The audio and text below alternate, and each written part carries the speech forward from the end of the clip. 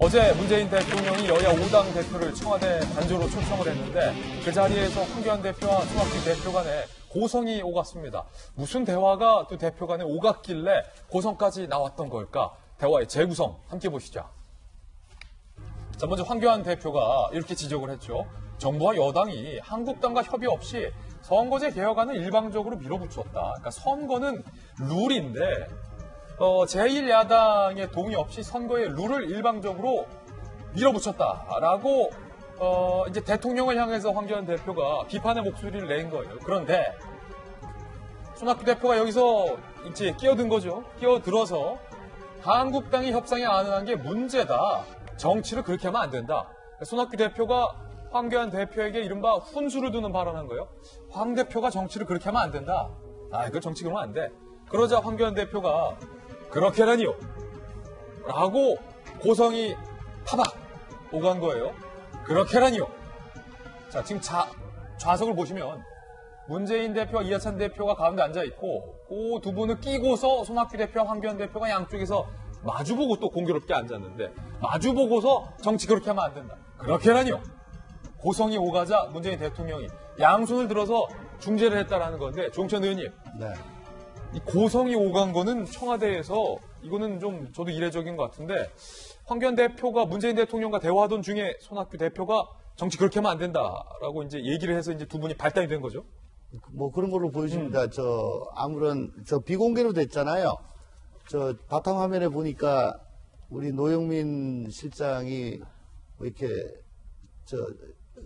메모를 좀 하고 있는 그런 그림도 좀 보이는데. 노영민 실장은 받아 적고 옆에서. 원래 대변인이 저거 하는 건데요. 예. 그래서 내용이 풀텍스트가 나온 게 전혀 지금 저는 파악을 못했습니다. 다만 저렇게 비공개 회동에서 각자 허심탄회한 얘기를 좀 하던 그런 자리였던 걸로 보여지고요. 황교안 대표로서는 선거법 개정 문제가 이게 잘못됐다라는 거를 대통령 앞에서 좀 각인을 시켜주고 싶었겠죠. 근데 거기서 제3당 대표가 정치 그렇게 하면 안 된다고 그러니까 좀 말도 꼬이고 스텝도 꼬이고 해가지고 좀 화가 나신 거 아닌가. 아마도 아직 프로 정치인의 물이 덜 든 분으로서는 조금 격앙된 감정이 그대로 좀 나오신 게 아닌가. 그렇게 짐작이 될 뿐입니다. 예. 자, 이 정치권 이야기 나온 김에 조국 국면이 여의도 정계를 한바탕 휩쓸었잖아요. 그리고 이제 총선이 딱 맞닿아 있습니다. 조국 국면이 끝나고 총선까지의 이 단 몇 달간 사이의 화두는 단연 정계 재개편입니다.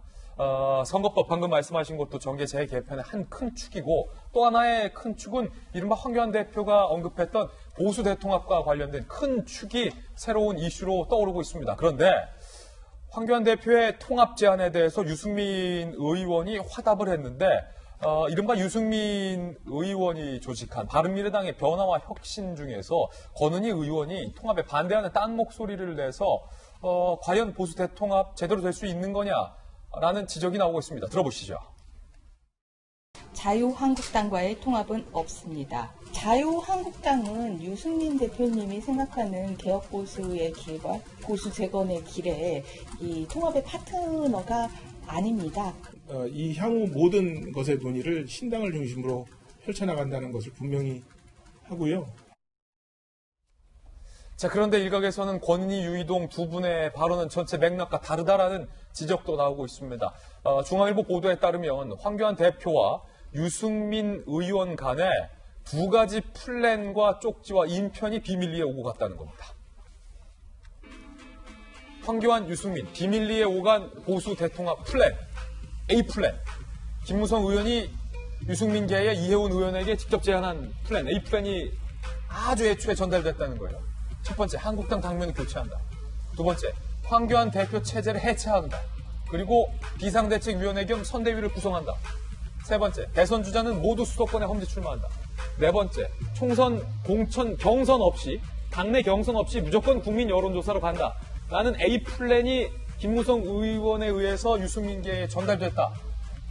자, 그런데 또 다른 쪽에서 B 플랜이 전달됐다는 거예요. 중앙일보에 따르면. B 플랜은 이른바 박형준 교수를 필두로 한 황교안 대표의 새로운 싱크탱크 측근들이 플랜 B를 전달했는데 이번엔 정병국 의원에게 전달했다는 거예요. 황 대표 체제는 유지한다. 유승민 등은 선대위에 참여한다. 비대위가 아니라 선대위에 참여한다. 총선 공천은 외부 공천위에서 결정을 한다. 라는 플랜 B가 비밀리에 오고 갔다라는 내용이 오늘 중앙일보에 보도되고 있는데 김변 박사님, 네. A 플랜, B 플랜 뭐 난무합니다만 만약에 이 말이 사실이라면 이 각계의 내용의 진실 여부는 뭐 따져봐야겠으나 방금 권은희 의원은 한국당이랑 통합 안 하겠다라고 했지만 이미 유승민 의원과 황교안 대표 사이에는 비밀리에 여러 가지 플랜이 중량감에 있는 인사들에 따라서 상당히 오고 간 거군요. 저 A 플랜, B 플랜을 보도한 중앙일보는 김무성 의원에 대한 인터뷰를 중심으로 보도를 했더라고요. 그러니까 김무성 의원의 시각에서 재편된 내용이다 볼 수가 있고요. A 플랜을 자세히 보면 김무성 의원이 이해운 의원에게 전달하게 됩니다.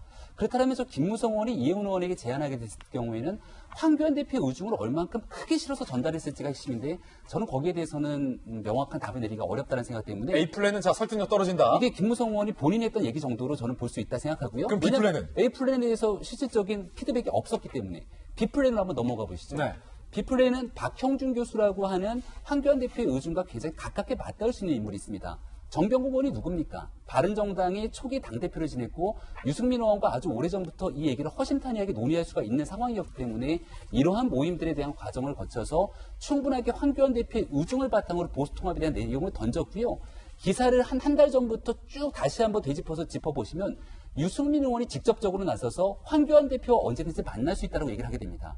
오히려 유승민 의원이 적극적으로 얘기하게 되는데 황교안 대표가 만났든 말든 뜸을 들이고 있는 모습을 지난 몇 주 동안을 봤을 텐데 그리고 나서 황교안 대표가 전격적으로 통합을 선언한다는 얘기를 합니다.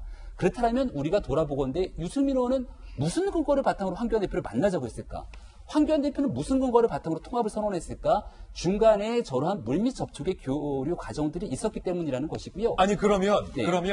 A 플랜은 일단 아니고 B 플랜이 그 의견 전달 창구가 네. 박형준, 정병국이 그게 진짜 의견 통로다. B 플랜의 세부 내용은 다를 수 있으나 황교안 대표랑 유승민 대표랑 이미 조건 다 완벽하게 합의한 거다라는 거예요. 충분한 교감이 있었다라고 확신할 수 있는 것 같고 황교안 대표도 이미 물밑 접촉이 있었다고 얘기를 한 바가 있습니다. 다만 여기서 잘 봐야 되는 건 아니 그렇게 다 한다 그래놓고 지금 안 한다는 건 무슨 얘기야라고 하잖아요. 권은희 의원. 권은희 의원 같은 경우는 광주를 지역구로 두고 있고 보수통합 얘기를 하게 되는데 권은희 의원이 언제부터 보수였나요? 그러니까 실질적인 보수통합의 주체가 아닙니다. 권은희 의원 같은 경우는. 핵심은 유승민 의원을 볼 수 있는데 유승민 의원이 이끌고 있는 변혁의 15명 구성원의 생각이 저마다 다 다른 겁니다. 유승민 의원이 크게 생각하는 틀에서의 보수통합에 가야 된다라고 하는 지향점들이 있는 건데 그 안에 있는 구성원들은 국민의당 출신 비례대표 의원들도 있고 바른정당계 출신 의원들도 있습니다만 저마다 자기가 가지고 있는 공천권에 대한 내년 총선에서의 문제들이 저마다 걸려있기 때문에 여기서 주춤주춤하는 문제들이 발생한다 저는 이렇게 보고 있는 것이고요. 결과론적으로 보게 됐을 경우에는 내년도 총선은 문재인 정부의 중간적인 평가 성격의 총선이기 때문에 여기에서의 큰 틀의 통합의 흐름들은 가고 있는 상황이라 이쯤 됐으면 내부에서 논의가 만약 오갔다라면 유승민 의원의 통큰 결단을 통해서 어떠한 방식으로 화답할지에 대한 리더십이 요구되는 시점이 아닌가 봅니다.